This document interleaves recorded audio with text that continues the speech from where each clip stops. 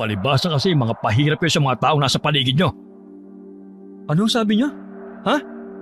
Ba't hindi niyo lakasan para naman marinig ko? Mahirap kayo sa kapwa! Pabigat! Pabigat ka! Hoy, tanda! Hindi porket nag-iisa ka na sa buhay, sa akin mo ibubus ang galit mo sa mundo. Anong? Totoo naman ah. Ginagawa mo lang dahilan ng pag-iisa mo para kaawa ka ng lahat eh. Bakit? Malungkot ba ang mag-isa, Manong Roy? Masyado ka na bang malungkot? Kaya lumabas ka sa amoy lupa mong bahay? Para lang ireklamo yung tindahan at pag-initan ako, ha? Wala ka siguro magawa sa buhay mo, no? Aba, lintik kang bata ka. Siguro kaya ka ganyan? Gumagawa ka lang ng paraan para mapansin ka ng tao eh. Bastos ang bibig mo, Ramel. Bawiin mo sinabi mo. At kung hindi, anong gagawin mo? Irereklamo ko sa barangay. Malakas na sigaw ng matanda ang umalingaw-ngaw sa paligid. Kaya doon napunta ang atensyon ko at ng aking kapatid. Napatingin kami sa may tapat ng palengke kung saan namin nakita ang dalawang lalaki na mukhang nagkakainitan na. Kausap nito ang isang binata na sa tingin namin kalilipat lamang sa lugar na yon dahil sa mga kahon na nasa tapat ng tindahan. Hindi ko nga lamang makita ang itsura ng binata dahil nakatalikod siya sa direksyon ko. Sige, magreklamo ka, tanda. Tutal, ikaw lang naman ang magiging katatawanan sa huli. Dahil karniyan ito at normal lang kung magiging malansa ang amoy ng paligid. Wala akong pake. Sige, palibasa hindi mo naamoy ang paligid mo. Ang baho, masangsang at nakakasuka. Karni pa bang laman ng tindahan na yan para maging ganyan ang amoy? Nakakapinsala ka na, oy! Batanda, kung napipinsala ka, mas napipinsala mo ako. Tumingin ka nga sa paligid, matandang hukluban. Ang mga katulad ko may pag-asa pa sa buhay. Samantalang ikaw, mamamatay kang ganyan. Masama ang ugali, matalas ang dila at nag-iisa. Abat, hintayin mo lang ako, bata. Paalisin kita rito sa lalong madaling panahon. Nagpapatawa ka ba? Inilakad ko pa sa munisipyo ang mga papilang tindahan ko para lang makapagtinda rito sa lugar nyo. Kaya hindi nyo ko basta-basta na lang mapapalis. Kadarating mo lang rito, bata. Naiintindihan mo bang sinasabi mo? Kadarating mo lang. Ako, matagal na ako rito nakatira. Kaya kahit inilakad mo pa ang sandamakmak mong mga papeles sa bayan, kaya pa rin kitang patalsikin dito sa lugar namin. Masyado naman kayong bilib sa sarili nyo. Mabuti pa, tignan na lang ho natin kung sino ang biglang tatalsik dito. Ganun? Nagulat kami ni Edna nang bigla na lamang pumasok si Manong Roy sa loob ng tindahan ng lalaki at pinagbabato ang lahat ng gamit nito sa labas. Marami ang nasira roon, pero hindi ito pinigil ng may-ari. Pinanood lamang ang matanda na patuloy na manggulo sa kanyang tindahan. Hala, tulungan kaya natin yung lalaki. Kawawa naman, no? Anong tulungan ka dyan? Tumigil ka nga, ate. Nakita mo nang galit na galit si Manong Roy, oh. Mamaya niya madamay pa tayo. Aawatin lang naman natin sila. Para namang may maitutulong tayo. Sa liit na katawan natin, baka tayo pa ang ibato ni Manong Roy dahil sa sobrang galit niya. Malay mo naman kahit papano may maitulong tayo para matigil sila sa pag-aaway. Hayaan na lang kasi natin sila. Tara na nga. Hindi na ako nakaangal sa kapatid ko. Dahil mabilis na niya akong hinigit pa uwi, hindi ko tuloy napigilan na ilang ulit na lingunin yung direksyon ng dalawang lalaki. Hanggang sa tuluyan kaming makapasok sa loob ng gate namin. Kinabukasan, habang naglalakad kami ng kapatid ko papunta sa trabaho ko, muli naming nadaanan ng galit na si Manong Roy sa harapan ng palengke, kung saan din namin ito nakita kahapon. Hindi katulad kahapon na puro sigaw lang ang ginagawa niya.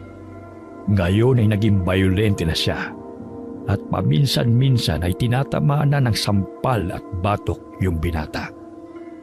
Tignan mo si Manong Roy. Hindi pa talaga nakontento sa gulong ginawa niya kahapon. At nandun na naman sa tindahan ng lalaki. Grabe na talaga ang ugali niya. Hinaan mo nga yung boses mo, ate. Baka mamaya niyan marinig ka ng matanda. Bakit? Totoo naman lahat ng sinasabi ko. Palibhasa kasi walang kasama sa buhay kaya galit sa lahat. Ni hindi mo nga alam kung sino talaga ang may mali sa kanilang dalawa eh. Pero yung lalaki kagad ang kinakampihan mo. At si Manong Roy ang mali? Basta. Pakiramdam ko siya talaga may kasalanan kaya nagkakagulo. Sus, palibhasa kasi. Gwapo yung lalaki kaya siya yung kinakampihan mo. Huh? Gwapo ba? Sus, nagmamaang-maangan ka pa. Samantalang ang bilis mo naman pag gwapo yung pinag-uusapan. Aminin mo na. Pagbigyan mo na ako. Alam mo namang pogi lang ang kahinaan ko eh. At saka, wala namang masama kung mapugian ako. Single naman ako eh. Ewan ko sa'yo ate. Bago kami magpatuloy sa paglalakad ni Edna, napansin ko na kusa nang umalis si Manong Roy sa harap ng lalaki matapos niyang magwala. Nakaharap na rin sa pwesto ko yung lalaki, kaya nagkaroon ako ng pagkakataon na masilayan ang mukha ng binata ng ilang segundo.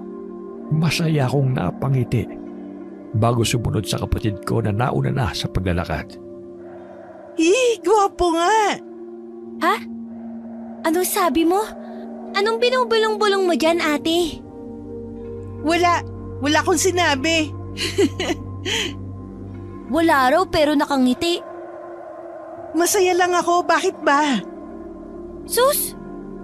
Manahimik ka na nga lang, Edna. Nga pala, anong gusto mong ulam natin mamaya? Fried chicken na lang. Sige, samahan mo ako mamalengke pag uwi, ha? Okay. Nakarating kami sa trabaho ko kung saan kahit papano ay tumutulong sa akin si Edna. Naiwan na kasi sa amin ang maliit na ukayan matapos mamatay si Mama sa sakit na kanser. Kaming dalawa na lamang ang nagtutulungan upang patuloy pa rin na maitaguyod ang tindahan. At sa awa naman ng Diyos, ilang taon na kami nitong nabubuhay dahil sa kinikita ng ukayan. Mabilis na lumipas sa mga oras at dumating na ang hapon. Maaga kaming nagsara ng tindahan ni Edna para pumunta sa palengke at bumili ng hapunan namin. Hindi pa man kami nakakarating sa mismong harapan ng palengke, agad kong isinipit sa likod ng tenga ko ang ilang buhok na nalaglag sa aking mukha para maging presentable ang ayos ko. Napansin ko na inilingan pa ako ni Edna, pero hindi ko na lamang siya binigyan ng pansin at agad na naglakad papunta roon sa bagong bukas na karnihan. May ngiti kagad sa labi ko nang makita ko na yung gwapong lalaki. Kuya, may karne po? Anong klaseng tanong yan? Talagang may karne dito ate. Karnihan kaya to? Tinignan ko ng masama si Edna nang marinig ko ang bulong niya. Binulungan ko rin siya pabalik. Huwag ka nga magulo. Ay, nakakita ka lang ng gwapo. Pati boses mo nagbago ate. Masyadong pa bebe. Shh! Sabi na huwag kang magulo eh. Tumahimik ka nga dyan. Buti na labang at hindi na nagsalita pa ulit si Edna. Kaya ay binalik ko na ulit sa gwapong lalaki ang atensyon ko.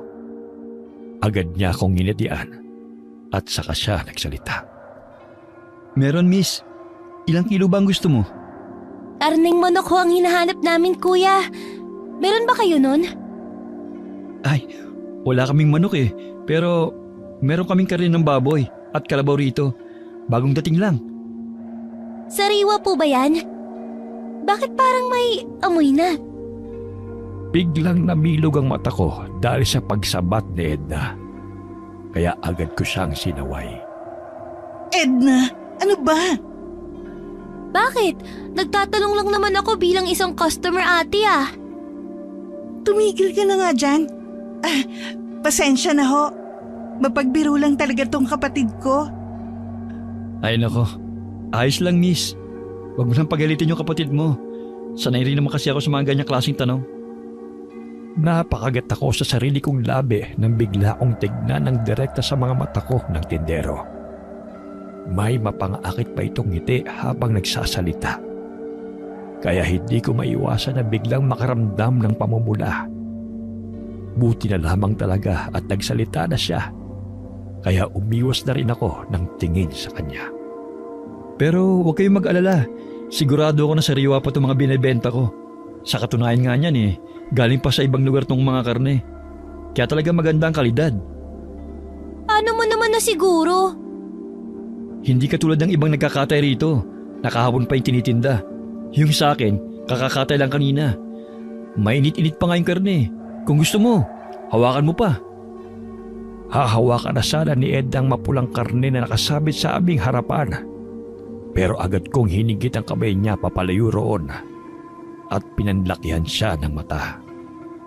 Buti na lamang at mukha namang naintindihan niya ang masama kong tingin. Kaya ibinalik ko na ulit sa gwapong lalaki ang aking atensyon. Hindi na kailangan hawakan. Pagbilan mo na lang ako ng kalahating kilo. Yung malaman na parte ba o yung buto-buto, miss? Yung malaman. Sige, sandali lang ha. Habang inaasikaso niya ang binili kong karne, hindi ko maiwasan na kausapin siya. Interesado kasi ako na makilala siya ng paunti-unti. Bagong bukas lang ba tong tindahan mo? Oo, miss. Paano mo nalaman? Mukhang hindi ka pa kasi nakakapagligpit ng mga gamit nitong tindahan mo. May nakikita pa kasi kung ilang kahon dito sa labas. Sinusubukan ko pa kasi kung maganda talaga tong pwesto na to. Wala pa nga akong customer Ikaw pa lang Talaga? Buena mano pala ako. Oo, parang gano'n na nga. Tumawa pa ako ng mahina hanggang sa naglakas loob na rin akong magpakilala sa kanya. Siya nga pala. Ako nga pala si Camila. Inabot ko sa kanya ang aking kamay na ilang segundo niyang tinitigan bago yun tanggapin. Makikipagkamay lang siya tulad ng inaasahan ko. Pero nagulat na lamang ako nang bigla niyang iangat sa ere ang aking kamay papunta sa tapat ng kanyang mukha at marahan niyong dinampian ng isang halik. Ako si Romel.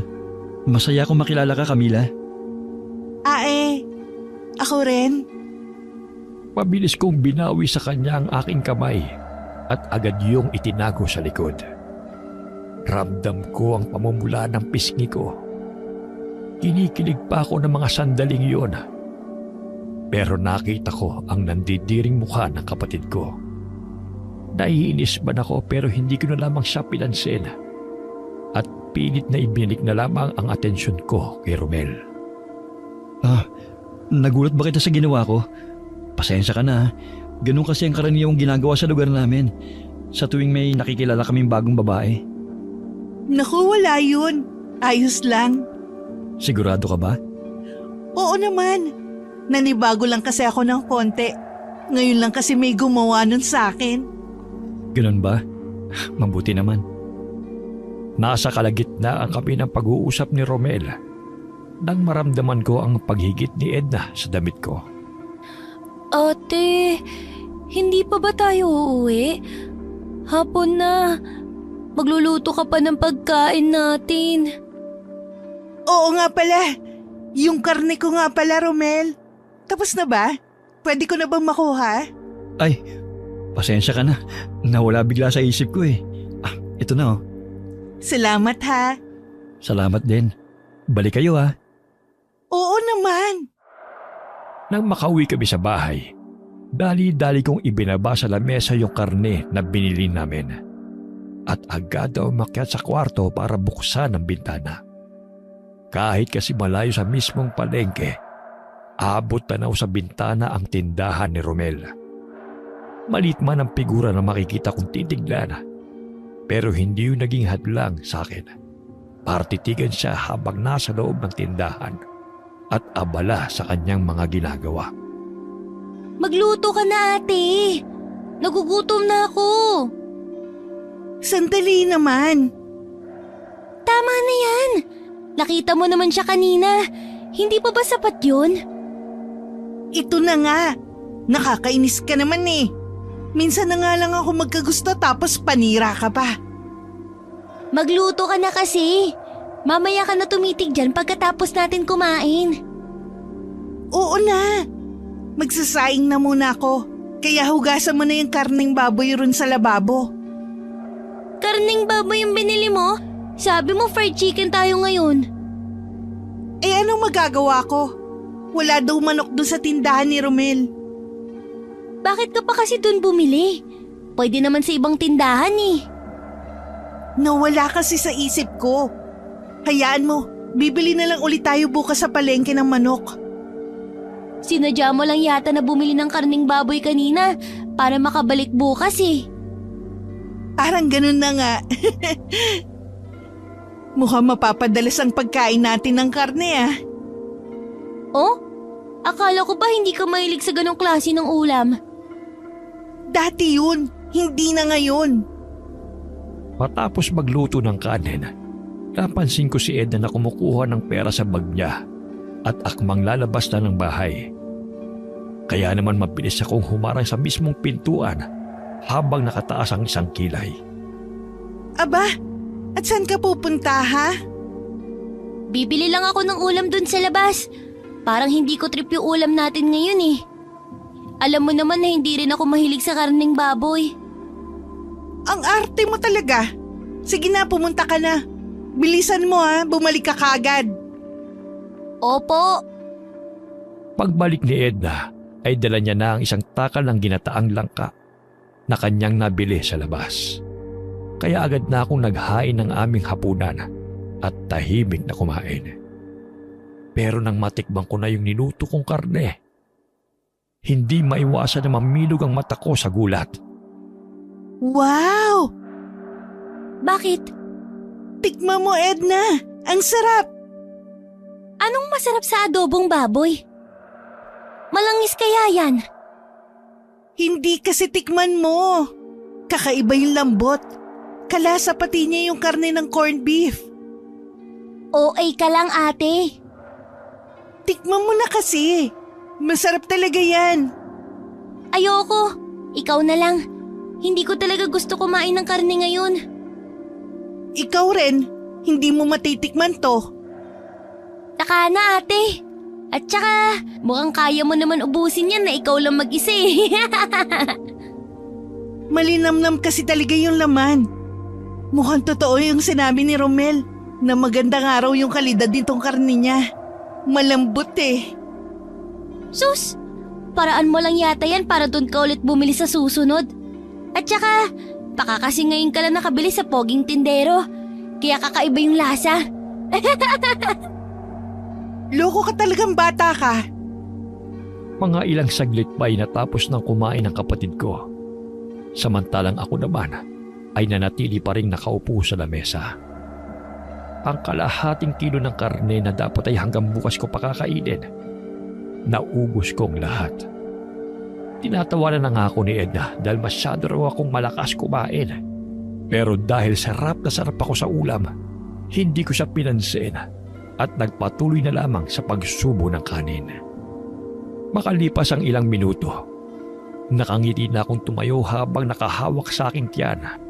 Pinaghugas ko na rin kaagad si Edna ng aming pinagkainan at pinagsara ng bahay. Ako naman ay pumasok na sa aking kwarto at ilang oras na tumutok sa harapan ng sako-sakong damit na ititinda namin sa ukay para bilangin. Ate, matulog ka na. Bukas mo na yan tapusin. Mauna ka na. Malapit ko na rin namang mabilang tong lahat. Sige, pahinga ka na rin agad pagkatapos niya na. Lumanguna lamang ako kay Edna. Nang matapos ayusin ang lahat ng sako, matutulog na sana ako nang bigla na naman akong makaramdam ng uhaw. Kaya bago pumunta sa direksyon ng kama, lumabas muna ako ng silid ko at nagpunta sa kusina para kumuha ng tubig. Pabalik na ako sa loob ng silid nang mapansin ko ang kaunting liwanag na nagmumula sa maliit na siwang ng bintana. Kaya naman lumapit ako roon at aayusin na sana yung pagkakasara. Pero napunta ang atensyon ko sa tindahan ni Romel nang mapansin na bukas pa yun. Marahan kong sinilip ang labas at inaninag kung ano ang ginagawa niya. Ay, masyadong malayo. Wala tuloy akong makita. Wala ka talagang makikita dyan. Ay, ano ba? Ginulat mo ako. Bigla kong nahampas ang balikat ni Edna nang magulat ako dahil sa biglaan niyang pagsulpot sa may bandang likuran ko. Kanina pa kaya ako rito? Masyado ka lang abala sa pagtitig doon sa tindahan ni Romel kaya hindi mo ako napansin. At saka, bakit ka ba kasi nandito, ate? Iinom lang naman dapat ako ng tubig. Pero napansin ko na bukas pa pala yung karnihan ni Romel. Kaya napatingin ako. Ang sipag pala ni Romel, ano? Kahit madilim na, nasa tindahan pa rin siya at nagtatrabaho. Sus, itulog mo na nga lang yan, ate. Initigan ko ng masama ang kapatid ko at agad na rin pumasok sa loob ng kwarto ko para matulog. Habang nakahiga, agad na pumasok sa isip ko ang eksena namin ni Romel kanina sa palengke. Ang matatamis nitong ngiti sa akin at ang kakaibang uri ng tingin na kanyang ibinabato sa tuwing magkakaroon kami ng aksidenteng pagtatama ng mga mata. Sa loob-loob ko ay kinikilig talaga ako. Kinabukasan, maaga akong gumising para maghanda ng almusal. Hindi ko nga maintindihan ang sarili ko. Pero pakiramdam ko sabik akong pumasok ng araw na yon sa ukayan. Kaya hindi pa man tuluyang sumisikat ang araw. Kasama ko na si Edna papunta sa trabaho. Ate oh, si Kuya Romel. Nasaan? Yun oh. Nang papalapit na kami sa tapat ng tindahan ni Romel, nagmamadali akong inayos ang suot kong bestida bago inihanda ang matamis kong ngiti. Magandang umaga, Romel. Camila? Magandang umaga rin naman. Saan kayo pupunta? May tindahan kasi kami sa unahan nitong palengke na binabantayan namin ni Edna. Ah, kaya pala bis na bis ka? Oo. Ayoko pa man, agad na kami nagpaalam kay Romel para pumunta sa tindahan. Mukhang naiinis na kasi sa akin si Edna dahil sa tagal ng pag-uusap namin, kaya napilitan akong umalis. Sumapit ang hapon at inabutan na kami ng kapatid ko ng paglubog ng araw sa daan habang papauwi. Hindi ko na rin nagawa pang silipin ang tindahan ni Romel dahil nasa tapat pa lang kami nito. Agad kong napansin ang kumpul ng mga tao na abala sa pagbili. Halatang marami ang nasarapan sa kanyang karne kaya binabalik-balikan ito.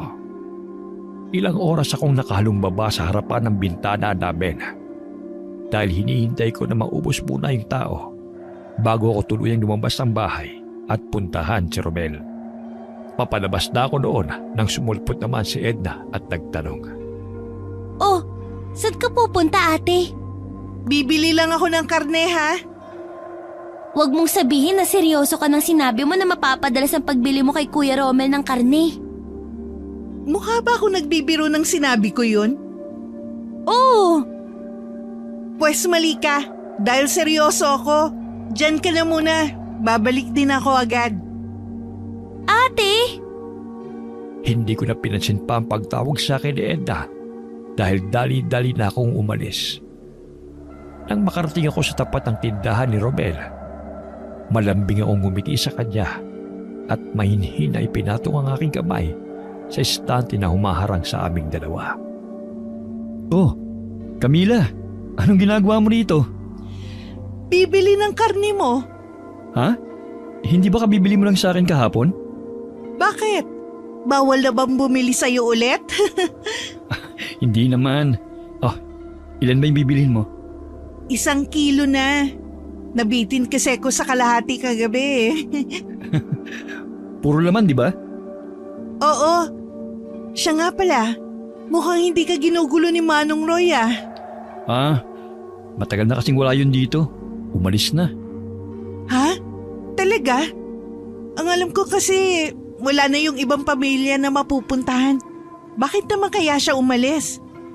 Ewan ko. Bigla na lang daw kasing umalis sabi sa akin nung may-ari ng lupa. Kung sa bagay, mabuti na rin yun para hindi ka na niya ginugulo. Kaya nga eh. Oh, ito na nga pala yung karne mo. Salamat ah. Sa susunod ulit ha. Siyempre naman. Naging madalas ang pagbili ko ng karne kay Romel. Kahit na si Edna ay nagtataka na rin dahil sa araw-araw na ginawa ng Diyos, karne ang ulam ko. Yun kasi ang paraan ko para makita si Romel. Nitong mga nagdaang araw kasi, mas lalong dumami ang bilang ng mga bumibili sa kanya. Kaya palagi itong abala at hindi man lang ako makausap ng matagal. Hindi ko tuloy maiwasan na makaramdam ng pagkasabik na makita at makausap siya. Tumigil lamang ang pagbumuni-muni ko nang sumulpot sa tabi ko si Edna. Nabalitaan mo na, ate? Ang tungkol naman saan? Ang dami na raw nawawala rito sa lugar natin dahil sa kidnapping ah. Sino naman na may sabi? Ewan, narinig ko lang dun sa usapan ng dalawang babae na bumili ng damit sa akin kahapon. Ang balita ko nga, pati raw si Manong Roy nakuha na. Paano makukuha si Manong Roy? Umalis na raw yun dito sa lugar natin. Paano ka naman nakasiguro na umalis nga si Manong Roy at hindi nawawala? Kasi si Romel na mismo ang nagsabi sa akin. Kapitbahay niya yung matanda, hindi ba? Kaya paniguradong totoo yung sinabi niya. Imposible yun. Wala namang ibang pupuntahan si Manong Roy eh. Hindi ba't sabi mo, nag-iisa na lang siya sa buhay? Oo, pero basta. Umalis na lang daw bigla yung matanda nang wala man lang pasabi. Yun ang sabi ni Romel. Nakakapagtaka naman yun. Parang nung nakaraan lang, palagi natin silang nakikita magkaaway sa tapat ng palengke. Tapos ngayon, bigla na lang daw umalis. Nang walang paalam, hindi kaya nakuha na rin siya? Aba, malay ko. Isipin mo kasi ate, paano kung nakuha nga siya? Pero dahil wala nang kasama sa buhay, walang naghanap kay Manong Roy. Umalis nga raw. Hindi nga siya nakuha. At saka, halata namang fake news yung mga balitang nasasagap mo sa labas. Sino naman ang magkaka-interes na kunin si Manong Roy? Laging galit yun sa mundo. Huwag ka kasing masyadong magpaniwala sa chismis. Marites na yung itsura mo, oh. Ay. Naging normal naman ang lahat ng mga nangyayari sa amin paglipas ng ilang araw. Pero hindi naman nagtagal. May napansing kakaiba sa akin ang kapatid kong si Edna. Ayos ka lang ba talaga ate? Bakit parang namumutla ka yata? Nagugutom ako? Oh? Bakit hindi ka kumain? May sobra pa naman ako sinaing at ulam dun sa kusina. Ayoko nun. Ano bang gusto mo? Parang gusto ko ng karne malapit doon sa bukana ng palengke. Doon sa tindahan ni Kuya Romel? Oo, yun nga. Kakakain mo lang ng karne kaninang umaga. Karne na naman ang gusto mo? Kumain ka naman ng gulay. Naglilihi yata ako, Edna. Nakuha mo pa talagang magbiro ate. Ang payat mo na kaya.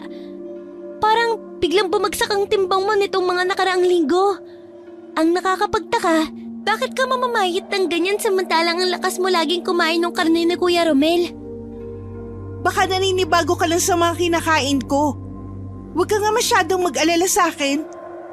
Mabuti pa, huwag mo na lang intindihin yung mga iniisip mo. At ibili mo na lang ako ng karne ron kay Romel para makapagluto na ako. Gutom na talaga ako eh.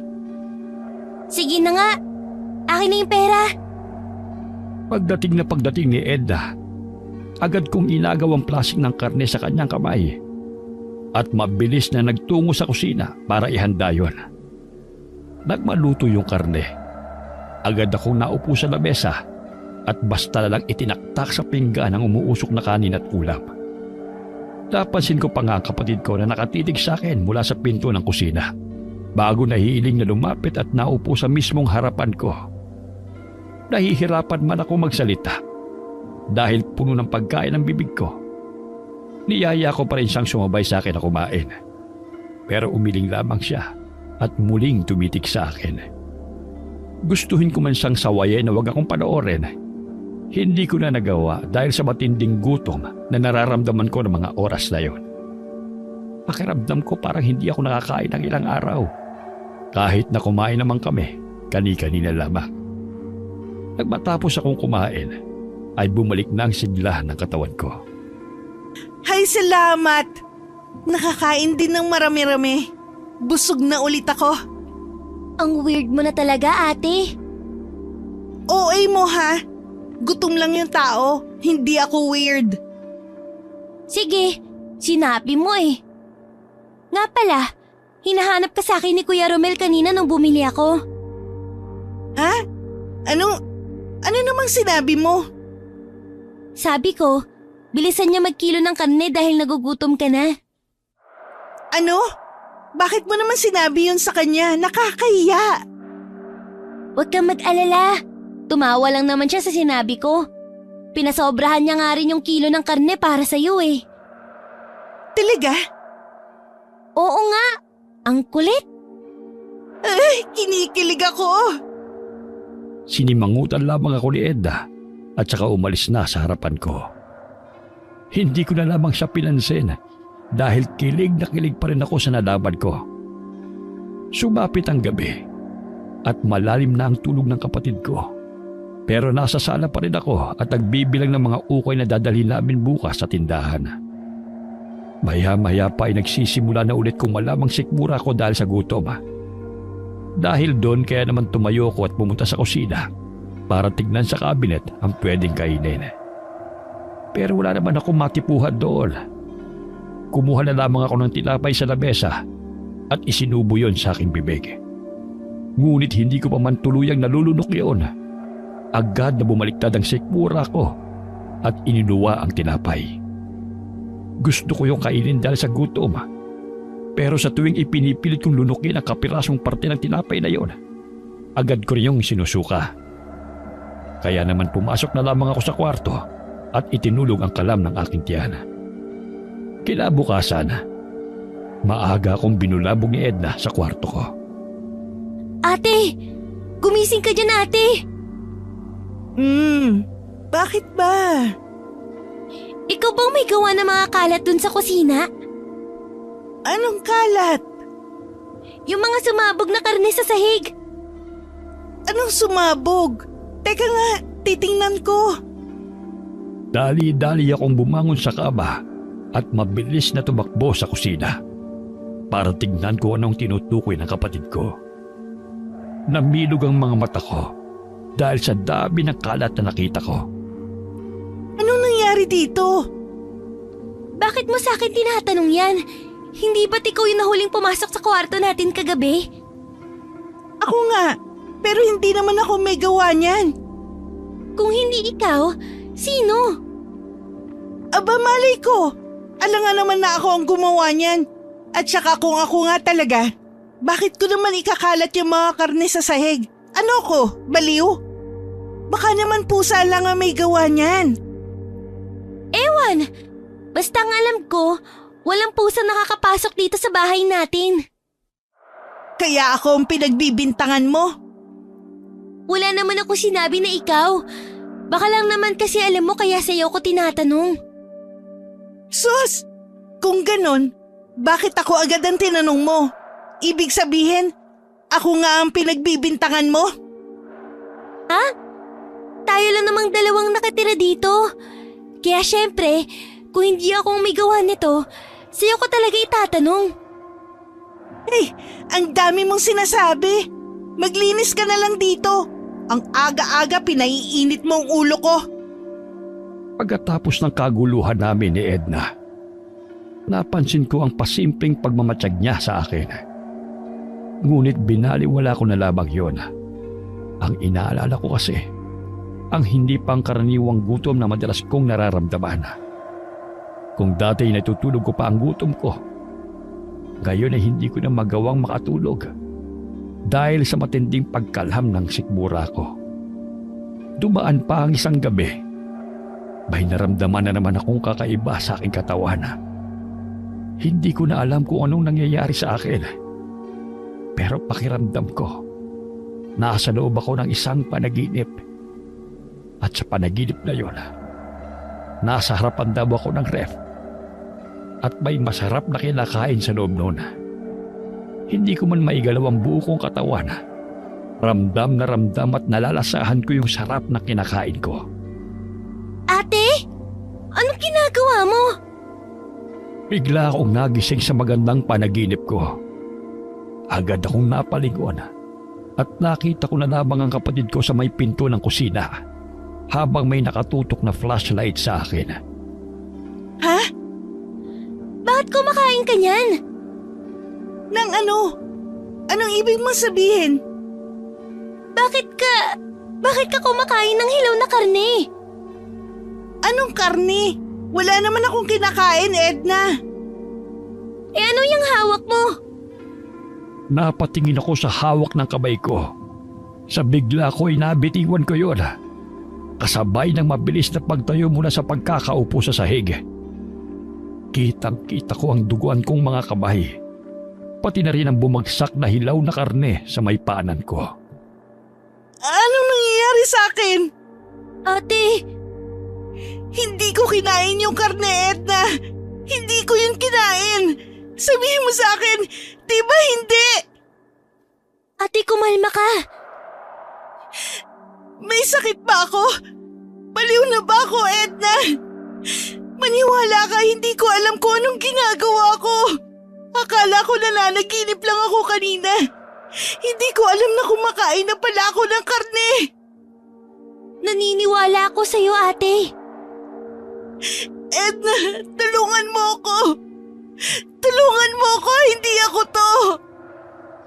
Ate, tingnan mo ako. Tumingin ka sa mga mata ko. Edna, anong nangyayari sa akin? Bakit ko kinain yun? May mali ba sa akin? Walang mali sa'yo, ate. Siguro may sakit ka lang kaya ka nagkakaganito. Baliw na yata ako! Tuluyan akong napahiga sa sahig kung saan kagad akong dinaluhan ng kapatid ko para pakalmahin. Hindi ko na kasi kinakaya ang lahat ng nangyayari. Pakiramdam ko, para akong malalagutan ng hininga dahil sa sobrang pagwawala. Hindi ko na rin maintindihan ang sarili ko. Pakiramdam ko ay may kung anong bagay sa loob ko na oras-oras na nagpapagutom sa akin. Sabik na sabik ako sa karne na dati ay hindi naman. Aminin ko man o hindi, natatakot na ako sa sarili ko. Makalipas ang ilang oras, tuluyan akong kumalma kaya dahan-dahan akong pinaupo ni Edna sa upuan at pinunasan ng ilang dugo na kumalat sa mukha ko. Naghari ang matinding katahimikan sa aming dalawa. Hanggang sa may pumasok na ideya sa aking utak. Matagal ko munang tinignan si Edna bago ko napagdesisyonan na sabihin sa kanya ang nasa isip ko. Yung karne! Ha? Anong karne? Yung karne ni Romel ang may gawa nito sa akin! Sigurado ako! Ate, hindi ka pwedeng basta lang magbintang. Maniwala ka sa akin, Edna! Nagsimula ang lahat ng to matapos akong kumain ng karne! Kaya pala, Anong kaya pala? napansin ko kasi na may kakaiba talaga sa'yo nitong mga nagdaang linggo. Dahil pala yun sa karne. Kailangan ko malaman kung anong nangyayari sa akin! Agad akong tumayo at mabilis na lumabas ng bahay. Alanganin man ang oras at walang sapin sa paa. Tinakbo ko ang daan papunta sa tindahan ni Romela, kung saan ko siya naabutang nakatayo sa harapan ng kanyang tindahan at para bang may hinihintay. Oh, Camila! Ang aga mo naman yata pumunta para bumili ng karne. Anong ginawa mo sa akin, Romel? Bakit ako nagkakaganito? Masarap ba yung karne, Camila? Ha? Hayop ka!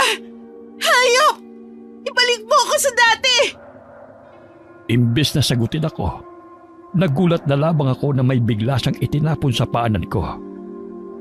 Nang yumuko ako para tignan yun, doon ko nakita na kapirasong karne pala ang ibinato niya sa akin. Gaya nung nangyari sa akin sa harapan ng ref, hindi ko nakontrol ang buo kong katawan at nagulat na lamang ako nang mapansin kong nakayuko na ako sa lupa at parang aso na kinakain ng karne na yon. Tuloy-tuloy na ako sa pagkain noon nang dumating si Edna na mabilis akong pinigilan. Buti na lamang at napigilan niya ako. Nang bumalik ako sa wisyo, wala na si Romel sa paligid. Kaya naman kagad kaming umuwi sa bahay kung saan ako umiyak na umiyak dahil sa mga nangyari. Ate, tahan na. Hahanap tayo ng paraan para maipagamot ka. Huwag ka nang umiyak. Wala akong sakit, Edna. Kailangan ko lang alamin kung ano bang klaseng karne ang pinakain sa akin ni Romel para mahanapan ko ng lunas ang mangyayari sa akin ngayon. Yun lang. Kung ganon, sasama ako sa'yo, ate. Hindi pwede. Baka mapahamak ka lang. Sasama ako sa'yo sa ayot sa gusto mo. Bahala na kung mapahamak din ako sa mga mangyayari. Pero hindi kita hahayaan na magkaganyan na lang habang buhay. Edna, Kaya huwag ka nang umiyak, ate. Gagawa tayo ng paraan, okay? sige. Hanap tayo ng paraan. Kinabukasan, maghapon kaming hindi nagbukas ng tindahan at nagkulong na lamang sa loob ng bahay. Pati si Ed ay hindi na rin lumabas para lamang samahan ako at bantayan.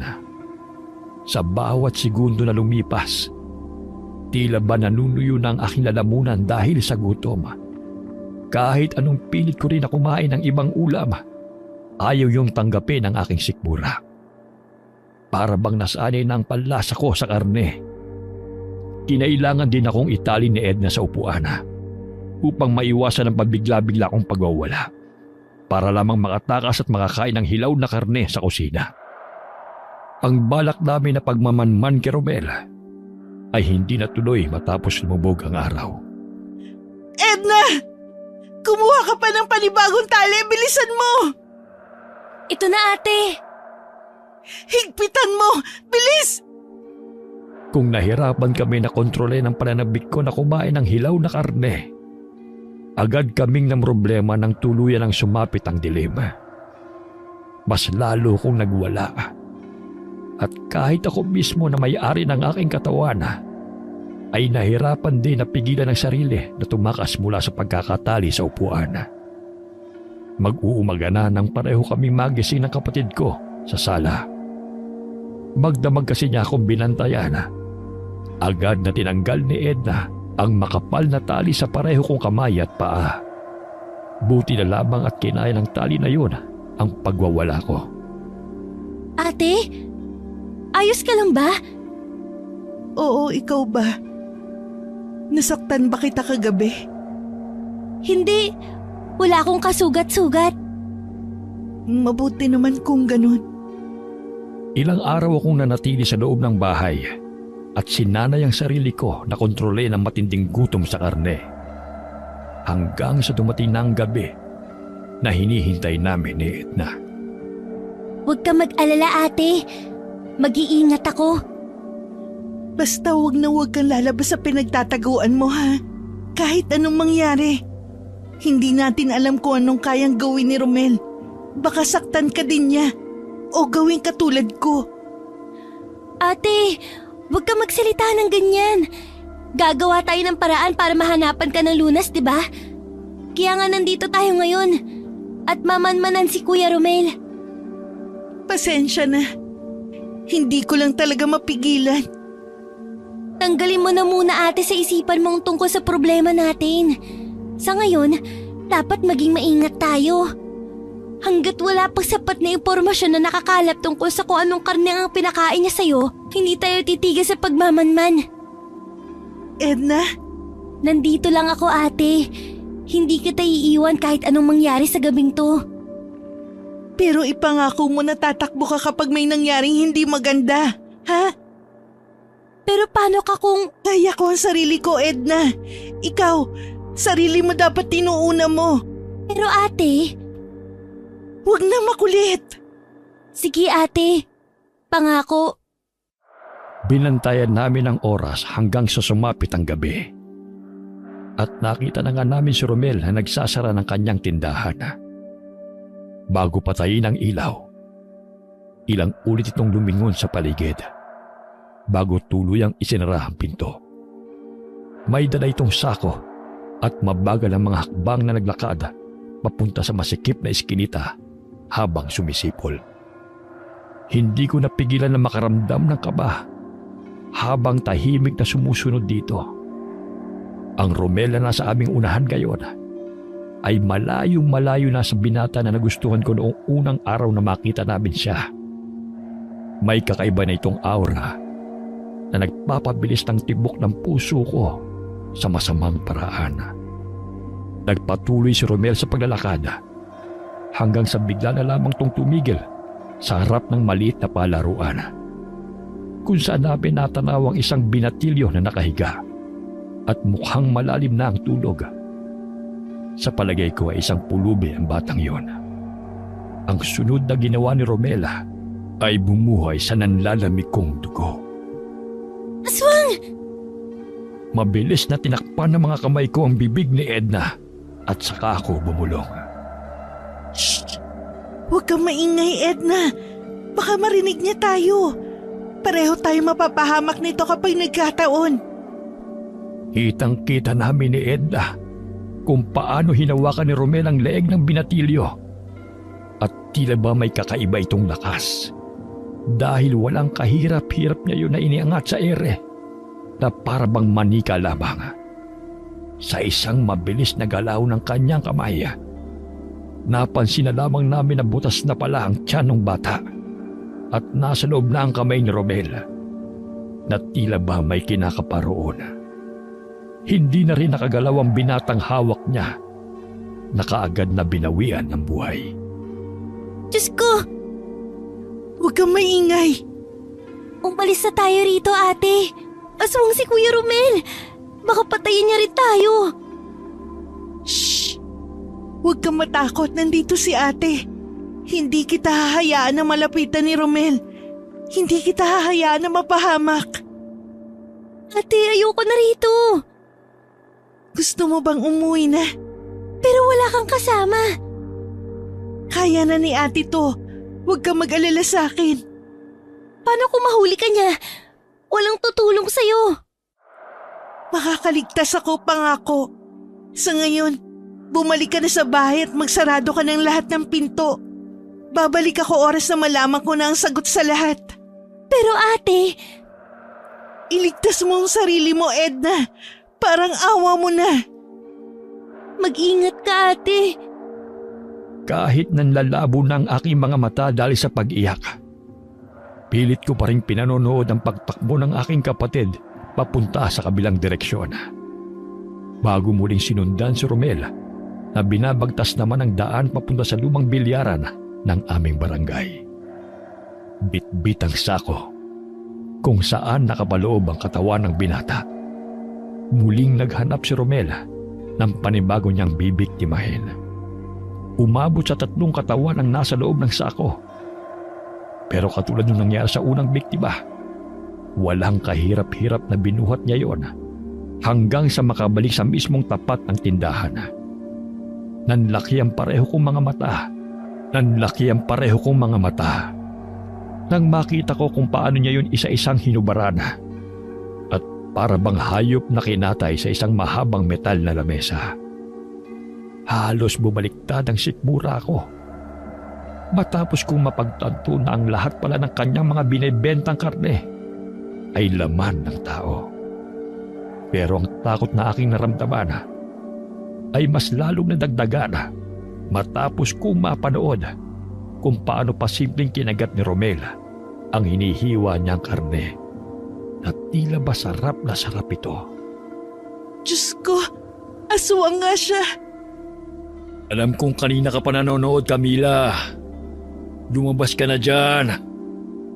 Parang huminto sa pagtibok ang aking puso matapos kong marinig ang mahinang bulong na yon ni Romel.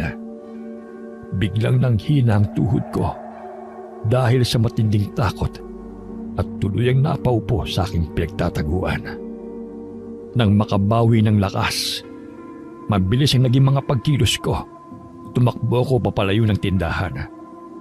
Pero agad na nahawakan ni Romel ang aking buhok at marasyong hinigit papalapit sa kanya. Ah! At saan ka pupunta? Hindi pa tapos ang palabas. Romel, bitiwan mo ko! Ha? Bakit naman? Hindi ka ba nag-i-enjoy sa mga ginagawa ko? Baliw ka na! Hindi ba't gusto mo nitong karne ko? Ano nangyayari sa'yo ngayon? Hindi ko alam na ito palang sinasabi mong magandang kalidad ng karne na ipapakain mo sa akin. Niloko mo ako! Niloko? Baboy o tao? Karne pa rin yun. Hindi ka ba nasasarapan? Hindi ka ba nabaliw sa kakaibang lasa? Aswang ka! Aswang! Ako pa rin to, Camila, si Romel. Hindi ba't gustong-gusto mo ako? Hindi ba? Ano bang pinagsasabi mo? Oh, ba't itinatanggi mo ngayon? Totoo naman ah. Gusto mo ko. Baka nga patay na patay ka na sa akin eh. Hindi ako magkakagusto sa aswang! Hindi! Alam ko. Kaya nga ginawa kitang katulad ko eh. Di ba? Ha? Anong ibig mo sabihin? Sumagot ka! Ginawa kitang katulad ko.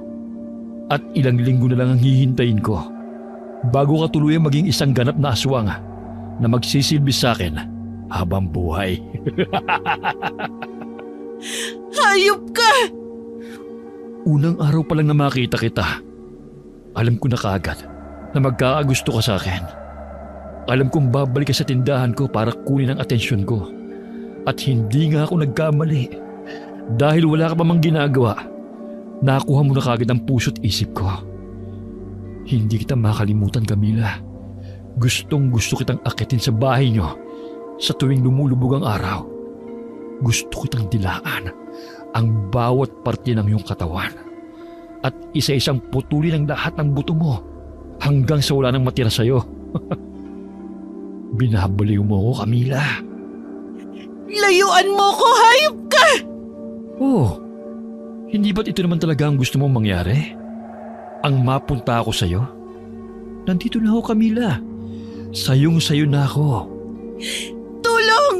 Tulungan niyo ako! Tulungan niyo ako, mga kapitbahay! Ano ba? Huwag ka kang maingay. Saklolo! May aswang dito! Ayaw mo talagang tumigil, ha? Inalagkad ako ni Romel papunta sa isang madilim na kwarto sa tindahan at malakas niya akong itinulak sa sahig. Hindi ko alam kung anong kinukuha ni Romel dahil sa sobrang dilim ng paligid. Nakarinig na lamang ako ng mga kalansing ng kadena mula sa kanyang direksyon. Hanggang sa maramdaman ko ang malamig na bagay na dumikit sa kaliwang paa ko. Tulong! Parang awa niyo na! Tulungan niyo ako! Walang makakarinig sa'yo rito. Pakawalan mo na ako, Romel! Tigilan mo na ako! Manahimik ka. Hindi ka aalis at walang aalis. Kailangan ako ng kapatid ko! Kailangan ako ni Edna! Dahil lang ba dun? Sige, kung gusto mo, gagawin ko rin siyang aswang katulad ko para tatlo na tayong maghahasik ng lagim dito sa bayan nyo. At ako ang paglilingkuran yung lahat. Huwag! Bakit? Ayaw mo bang maging katulad ko? Kumpara sa ibang aswang, malakas kami, Camila. Sobrang lakas. At kahit ilang araw pa ako magbabad sa tirik ng araw, hinding-hindi ako manghihina. Isa akong daghamon. Ako ang hari ng lahat ng aswang. Wala akong pake! Huwag na huwag mo lalapitan ang kapatid ko! Ni dulo ng daliri niya! Huwag na huwag mo hahawakan kundi! Kundi ano? Sabihin mo, Camila. Ano ang kaya mong gawin sa akin, ha? Ano? Papatayin kita! Sigurado kung wala ka na mabibiktima na ibang tao! Uy, nakakatakot ka naman, Camila. Ano bang magagawa ng isang katulad mo sa akin? Umiyak? Ha? Hayop ka! Pilit ko siyang inaabot pero dahil may kadenang nakatali sa aking mga paa. Nanghina na labang ako dahil sa pagod. Pero hindi ko pa rin siya nahawakan man lang. Hindi ko na alam kung anong gagawin ko para makatakas. Nawawala na rin ako ng pag-asa. Pero pilit pa rin akong nagsisisigaw upang humingi ng tulong sa labas. Nagbabaka sakali na may biglang mapadaan doon sa tindahan at may makarinig sa akin. Lalapitan sana ako ni Romel, dala ang isang malaking hiwa ng karne. Nang mapatingin ako sa direksyon ng pinto ng tindahan at marinig ang isang pamilyar na boses. Ate Camila! Edna! Edna, huwag kang papasok! Tumakbo ka na! Ang kaninang pagod at panghihina na nararamdaman ko ay agad na napalitan ng pangamba. Matapos kong marinig ang nag-aalalang boses ng aking kapatid mula sa labas. Takot na takot ako sa pwedeng mangyari kay Edna ng mga oras na yon. Kaya bago pa man siya tuluyang puntahan ni Romel, agad kong inabot ang binti nito at mahigpit na niyakap para pigilan siya na makapaglakad papunta sa labas. Takbo, Edna! Takbo! Bitiwan mo ko, Camila! Huwag kang papasok! Parang awa mo na! Iligtas mo ang sarili mo, Edna! Sabi ng bitiwan mo ko eh! Malakas akong sinipa ni Romel, kaya tumilapon ako sa dingding at humampas ang ulo ko sa semento.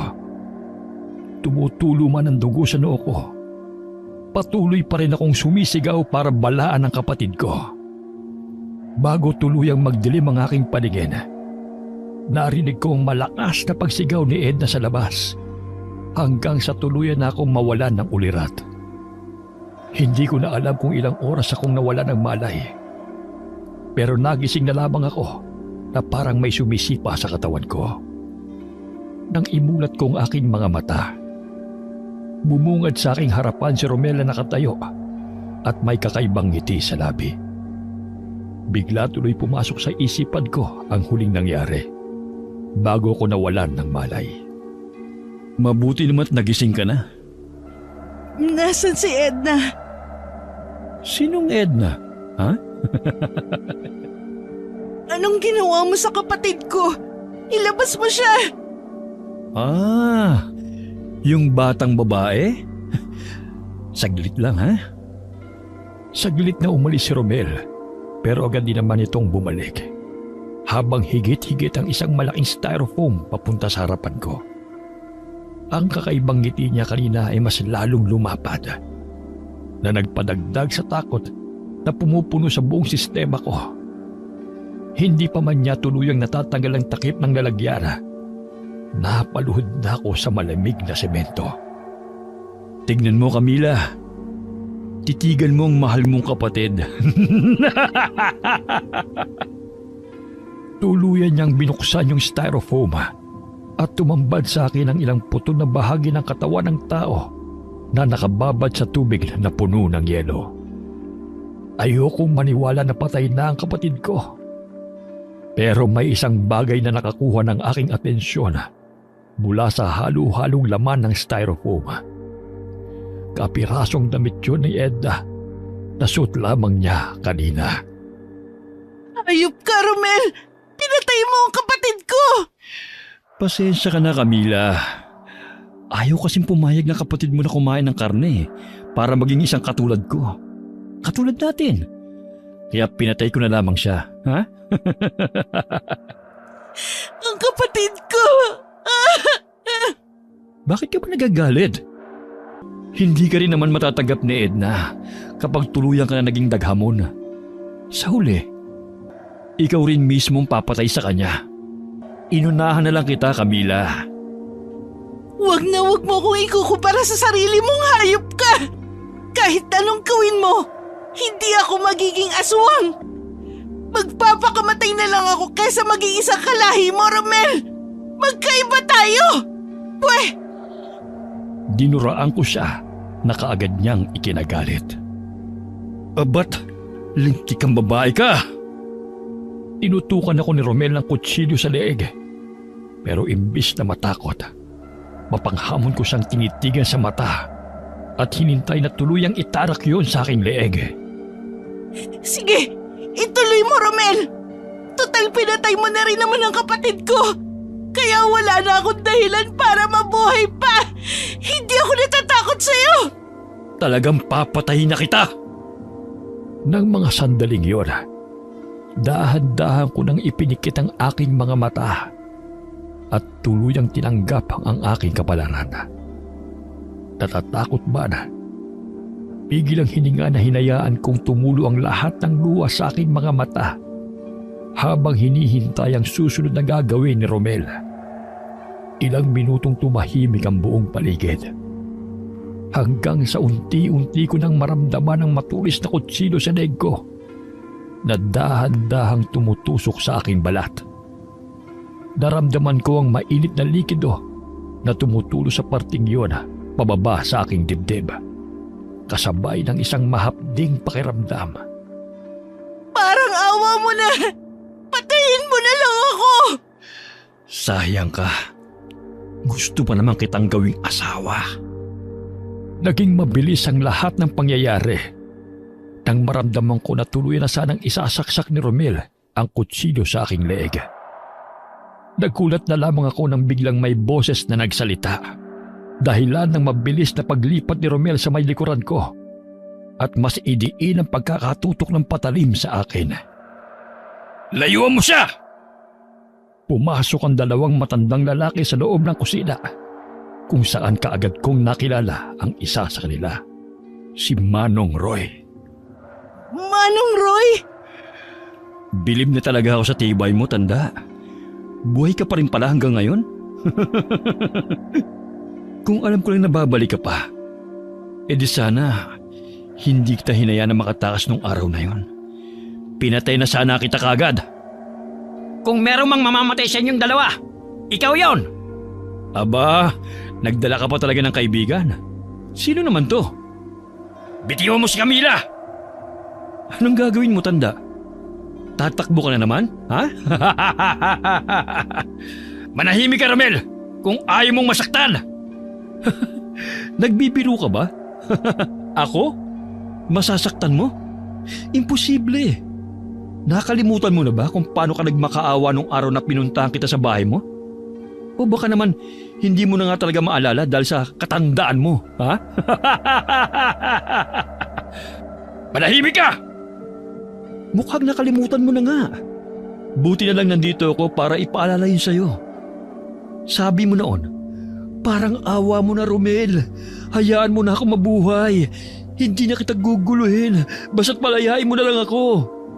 Pero, bakit nandito ka ngayon? Isa kang halimaw! Kung hindi ako, sinong pipigil sa'yo? Mula sa patuloy na pagbibiktima mo sa mga walang kalaban-laban na tao? Wala! Kung inaakala mo na kaya mo kong pigilan, Wes, nagkakamali ka. Hinukay mo lang ang sarili mong libingan sa pagpunta mo rito. Panoorin mo, tanda. Panoorin mo kung paano ko patayin ang babaeng to sa harapan mo. Idiniin ni Romel ang patalim sa aking leeg. Dahilan para ako'y mapapikit dahil sa matinding kirot. Hindi ko na rin maintindihan ang sumunod na nangyari dahil nagulat na lamang ako nang marinig ang napakalakas na sigaw ni Romel. Baka sa boses niya ang matinding sakit na naging oportunidad ko para makalayo at mapatakbo papunta sa salungat na direksyon ng kwarto na kayang maabot ng kadena na nakatali sa akin. Maaring aswang ka nga. Isang daghamon na may pambihirang lakas kahit sa umaga. Pero hindi kagaya ng ibang daghamon. Mahina ka pa. Mahina? Tignan natin kung sino ang mahina. Nakita namin kung paano unti-unting nagbago ang anyo ni Romel. Ang kanyang gwapong mukha ay napalitan ng makapal at kulubot na balat. Nasira rin ang kanyang damit dahil sa biglang paglobo ng katawan nito. Ang kanyang magandang mga mata ay bigla na lamang lumiit dahil natabunan ng balat na nakalawlaw sa kanyang mukha. At lumabas ang matatalas ng ngipin nito. Kung titignan ito mula sa malayo, hindi mapapansin ang kanyang pagbabago dahil mukha lamang niya ang napalitan ng kahindik-hindik na itsura. Akala ko nung una, susugod ito papunta kay Manong Roy. Pero laking gulat ko nang bigla niya akong lingunin at marahas na hinigit ang kadena na nakatali sa aking paa. Tulungan niyo ako! Sinabi ng bitiwan mo siya! Dahil sa ginawa niya, muli akong nakaramdam ng panibagong takot para sa aking kaligtasan. Gustuhin ko man na iligtas ang aking sarili at humanap ng pwedeng kapitan para hindi niya ako tuluyang mahila. Wala akong bagay na maabot dahil sa iksi ng kadenang nakakapit sa aking binti. Pinilit kong labanan ang paghila sa akin sa paggapang sa basang sahig. Tumagaktak ang pawi sa aking noo at nangangatal ang aking kalamnan. Patuloy akong humihingi ng tulong habang nagmamakaawa akong nakatingin kina Manong Roy. Bitiwan mo yung dalaga, Romel! Kung ayaw mong masaktan ka na naman! Tulungan ninyo ako! Nagmamakaawa ako! Iligtas niyo ako sa kamay ni Romel! Francis! Gumawa ka ng paraan! Nakita ko na mabilis na tinanggal ng matanda ang balabal sa kanyang katawan at tumambad sa amin ang napakaraming bagay na nakadikit sa katawan nito. May ilang maliit na bote at patalim din doon. Pero ang inilabas ng kasama ni Manong Roy mula sa kanyang likod ay isang mahabang itim na buntot pagi. Sa isang mabilis na galaw, narinig ko na lamang ang malakas na lagitik nito sa aming direksyon ni Romela. Bigla tuloy akong napapikit dahil sa takot, habang pilit pa rin na hinihigit ang sarili ko papalayo sa aswanga. Aray! Ang mga katulad mo ay walang lugar dito sa mundong ibabaw! Tama na! Ang mga aswang na masyadong mapagmataas at gumagawa ng masama sa mga tao ay nararapat na ibaba! Aray! Ayoko na! Hindi ka dapat naghahasik ng lagim sa mga taong wala namang ginagawang masama sa'yo! Patuloy na inahampas ni Manong Francis Robel na ngayon ay napaupo na sa sahig habang isinasangga ang mga kamay nito sa kanyang ulo. Sa bawat paghampas ng matanda ng buntot pagi sa kanya, animo parang nagbabagang latigo yun na lumalatay sa kanyang katawan. Umuusok at nalalapnos ang kanyang balat tuwing tatamaan, dahilan para manghina ang katawan ng binata. Habang inaatake ng matanda ang aswanga, agad naman akong nilapitan ni Manong Roy, dala ang isang palakol. Mabilis niyang naputol ang kadena sa aking paa, kaya naman kagad akong tumayo para makalayo.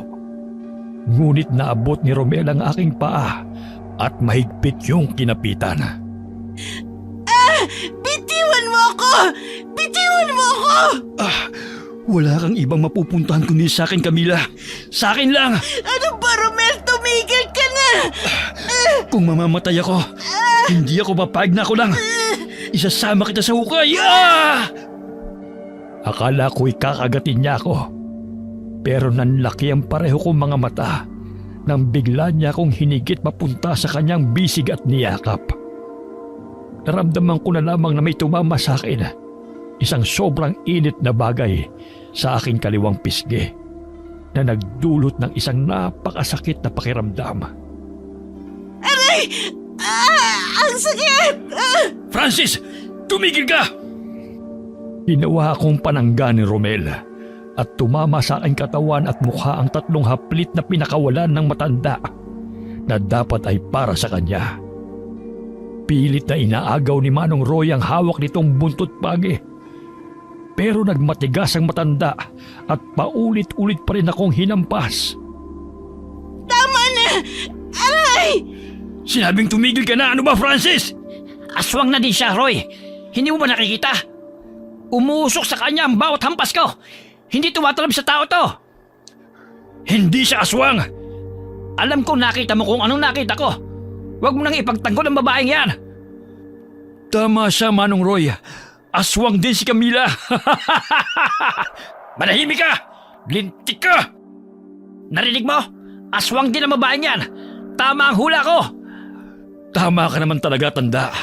Kung gusto mo nga, pwede mo pa yang ihampas ulit kay Camila para magkaalaman na talaga kung ano ba ang totoo. Itinaas ng matanda ang hawak niyang buntot pagi. at akmang ihahampas muli sa akin. Pero tuluyang naagaw yun ni Manong Roy at itinago sa kanyang likod. Roy, ano ba? Magsalita ka, Camila. Totoo bang sinabi niya? Katulad ka rin ba ni Romel? Manong Roy, Hindi ko natuloy ang bala kong sabihin dahil bigla akong naramdaman ng isang matulis na bagay sa aking tagiliran. Narinig ko rin ang mahinang pagbabanta sa akin ni Romel patungkol sa posible kong maging sagot. gusto mo akong magsinungaling? Ayaw mo naman sigurong mamatay, hindi ba? Camila! Sumagot ka! Ilang saglit kaming nagkatitigan ni Manong Roy bago ako tuluyang nakapagpasya na sabihin ang totoo at dahan-dahang umiling.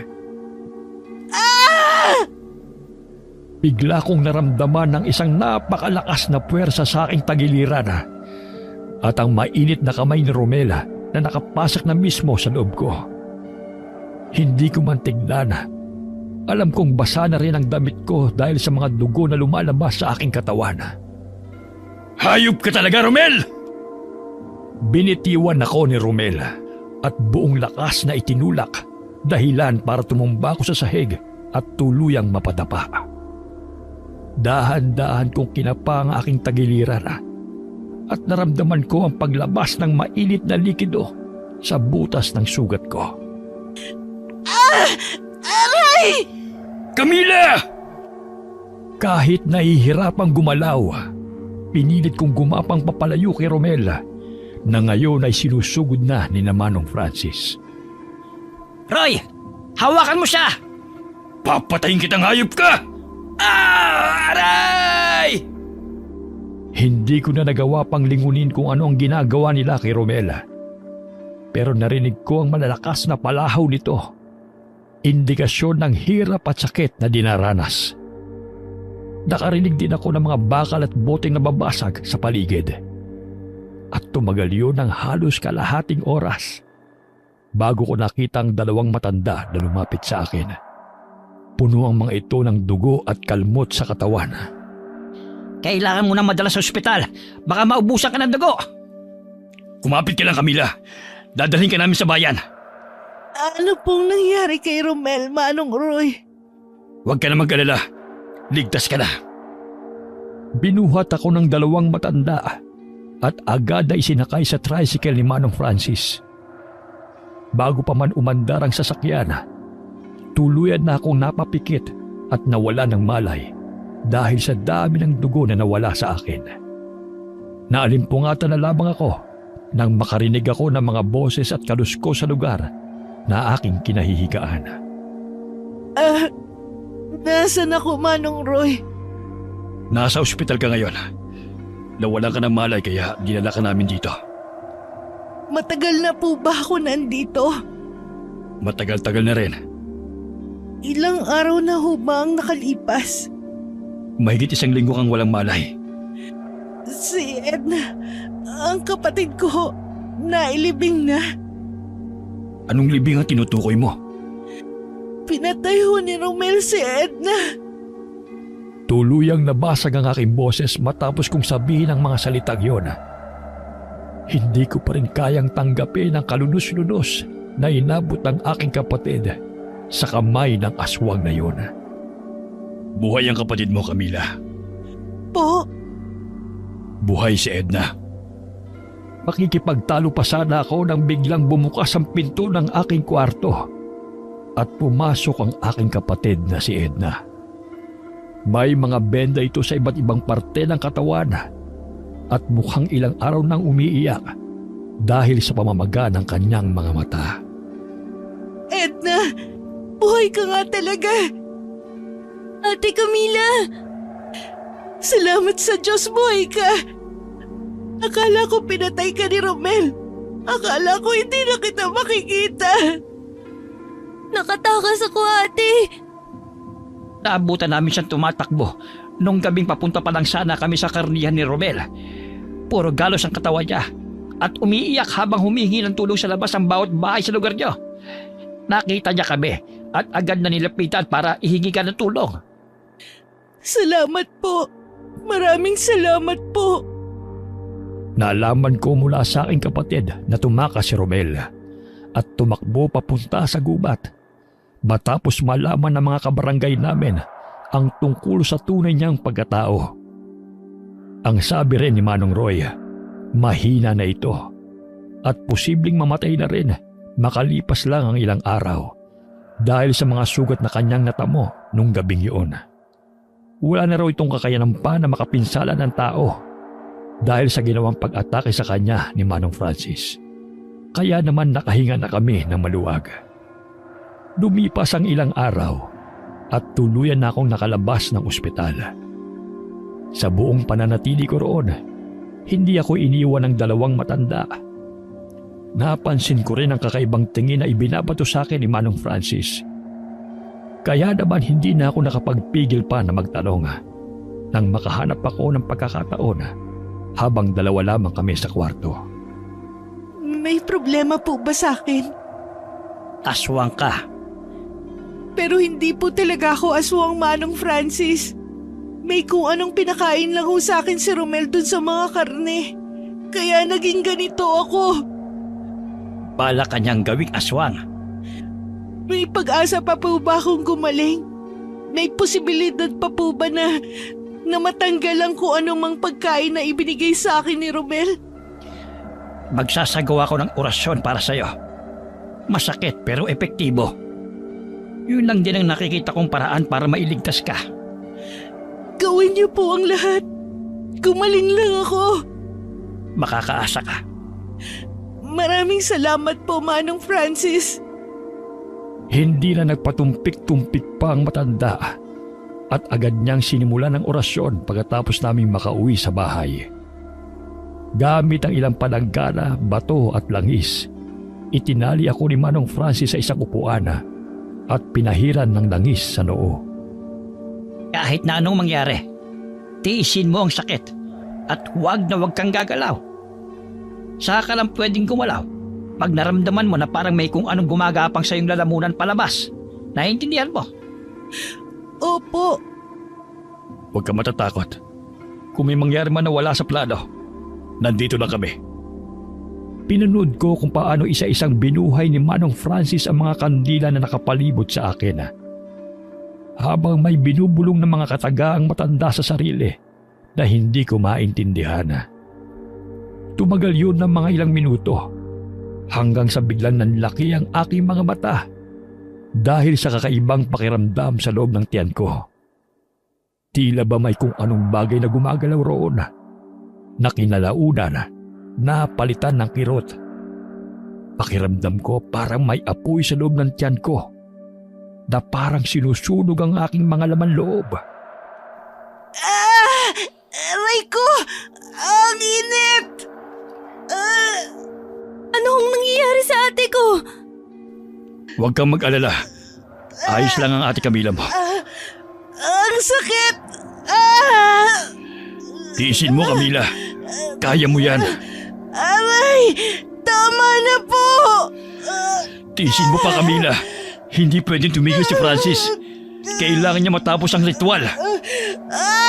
Masakit na po! Kaya mo yan, ate. Konting tiis na lang. Sa bawat paglakas ng boses ni Manong Francis, dumadagdag din ang sakit na aking nararamdaman. Halos maiyak na rin ako sa matinding kirot. Pero pinigilan ko na igalaw ang kahit anong parte ng aking katawan dahil sa bilin na rin ng matanda. Bahigpit ang kapit ko sa upuan at tumutulo na rin ang mga butil ng pawis sa aking noo. Pero hindi ko pa rin nararamdaman ang tinutukoy ni Manong Francis na gagalaw sa aking sikmura paakyat sa lalamunan. Ilang minuto na rin siguro kung nakaupo sa gitna ng mga nakaikot sa aking mga kandila. Halos mamilipit na ako sa sakit dahil sa nararamdaman ko ng mga oras na yon. Anong nararamdaman mong kakaiba, Camila? Masakit to! Sobrang sakit! Kaya mo pa ba? Kaya ko pa po! Mabuti. Dahil mas lalong sasakit pa yan paglilipas ng ilang oras. Gaya ng sabi niya, Hindi nagtagal ay sumakit ngayon. Triple sa sakit na naramdaman ko nung una. Halos mapaihina ako dahil sa kirot. Basang-basa na ako ng pawis at nagdurugo na rin ang aking labi dahil sa pagkakagat ko. Hindi ko na po kaya! Suko ka na kagad? Bakit? Gusto mo ba maging ganap na aswang? Dahil sa katagang binitiwan niya, agad akong natauhan at mabilis na umiling. Hindi ko man alam kung tatagal pa ako dahil sa matinding sakit na aking nararamdaman ng mga oras na yon.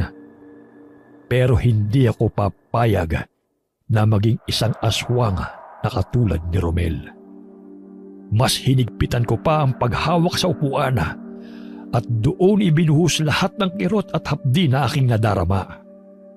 Hanggang sa maramdaman ko na nga ang tinutukoy ni Manong Francis tungkol sa kakaibang bagay na gumagalaw sa aking sikmura. Ito na po! Nararamdaman mo na? Lalabas na po! Sige, pwede ka nang gumalaw. Walang pag-aalinlangan na yumuko ako sa pagitan ng aking mga hita. At doon isinuka ang lahat ng bagay na umakit sa aking lalamunan. Lumabas ang tila putik at karne. May ilan rin akong napansin ng mga insekto na kasama ng itim na mga bagay sa aking suka. Dahilan para bumaliktad ang aking sikmura at mas lalo pa akong maduwal. Ate! Pwede nyo na siyang kalagan. Saglit lang po, Manong Francis. Ano yon, Camila? Magaling na po ba ako? Oo, magaling ka na. Makalipas ang ilang buwan, ay bumalik kami sa normal naming pamumuhay. Sa tulong ni Manong Francis, tuluyan na nga akong gumaling. Matagal na ring sarado ang maliit na pwesto sa harapan ng palengke, kung saan nagbebenta noon ang aswang na si Romel. Matapos kasi ang lahat ng nangyari, kumalat sa buong bayan ang kwento. May mga naniwala at marami rin ang hindi. Pero ang peklat na naiwan sa aking pisngi, ang natitirang katibayan na totoo ang lahat ng iyon. Hanggang ngayon, sa tuwing dumaraan kami papunta sa tindahan, hindi ko pa rin maiwasang mapatingin sa lugar kung saan muntik na akong mapahamak. Bukod sa sariwa pa sa akin ang lahat, alam kong mahihirapan akong makalimutan yon. Mag-iingat kayo palagi. Lalo ka na, Camila. Opo. Salamat po ng marami, Manong Francis. Walang anuman. Siya nga pala. Isuot mo ito. Anting-anting yan na maglalayo sa'yo at sa kapatid mo mula sa mga kulam at aswang. Maraming salamat po dito. O siya, mauna na ako sa inyo. Kailangan ko nang bumalik sa aming lugar. Palagi po kayo mag-iingat, Manong. Utang ko po ang buhay namin ng kapatid ko sa inyo. Hindi ko ho kayo makakalimutan. Wala yun, Iha. Masaya ako na magaling ka na at ligtas kasama ni Edna. Kumaway ako sa kanya at tinanawang sinasakyan itong tricycle hanggang sa tuluyan na yung mawala sa aking paningin. Tara na, ate! Umuwi na tayo! Sige. Matapos umalis ni Manong Francis, naging malapit kami kay Manong Roy. Ang dating suplado at galit sa tao ay masayahin na at palabati na ngayon. Dahil pareho kaming walang kasama na sa buhay, naging takbuhan namin si Manong Roy na naging dahilan para mas makilala namin siya. Kunin mo na to, Camila. Kayo na ang kumain. Total, wala namang ibang kakain niya sa bahay. Nakakaya naman po. Bakit ka naman mahihiya? Pamilya na tayo. Kaya kung ano man ang sobra sa akin, ibibigay ko sa inyo magkapatid. Kaya tanggapin mo na. Talaga ho, Manong? Sa amin na to? Oo, Edna. Bakit? Ayaw mo ba? Ha? Gusto ho namin ni ate! Kung gusto mo talaga, sa'yo na. Wow! Salamat ho, Manong! Nalaman ko rin mula kay Manong Roy na kaya pala ito biglang nawala ay dahil inalam niya ang dahilan ng kakaibang amoy ng tindahan ni Romel. Hanggang sa matuklasan nga niya na tao ang kinakatay ng binata. Sinabi nito na nahuli siya ni Romel bago pa man siya makatakbo. At katulad nung nangyari sa akin noon, tinalian din siya nito ng kadena at balak na sanang patayin. Mabuti na nga lang daw at nakatakas siya rito. Agad niyang pinuntahan ang kakilala niyang manunugis para bumalik sa barangay namin at patayin si Romel. Doon nga raw niya ako natagpuan. Paano? Mauna na ako sa inyo. Malapit ang dumilim kaya umuwi na rin kayo, ha? Opo, Manong. Edna, tara na. Aalis na po kami. Bilisan mo, Edna. Kailangan pa natin magluto ng pagkain natin mamaya. Anong ulam natin? Meron pa yata tayong gulay at isda dun sa ref. Ay, Bakit? Ano bang gusto mo? karne sana ate. Seryoso ka? Karne? Hindi. Tiningnan ko lang naman kung papayag ka ate. Puro ka talaga kalokohan. Pero seryoso ate, kakain ka pa ba ng karne pagkatapos ng nangyari? Bakit mo naman naitanong? Wala naman. Ano, kakain ka pa ba ng karne? Hindi na. Hindi na. Wakas.